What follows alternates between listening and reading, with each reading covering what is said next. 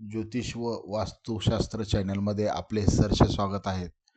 आज आपण तुळजाभवानी देवीविषयी थोडी माहिती घेणार आहोत।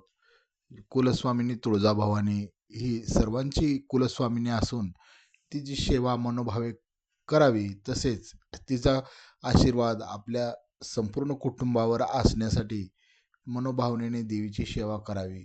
तसेच वर्षातून एकदा देवीला जाऊन देवीचा मानपान अवश्य करावा। तसेच या देवीला पुरणपोळीचा नैवेद्याचा खूप मान आहे।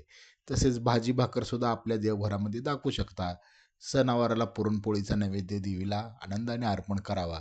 अशा पद्धतीने श्री तुळजाभवानीची भक्ती करत असताना एखाद्याला वारं येत असेल तर गेनमाळ करून घ्यावी। आणि गेनमाळ करण्यासाठी तुम्ही अवश्य संपर्क करू शकता। श्री स्वामी समर्थ, जय जय स्वामी समर्थ।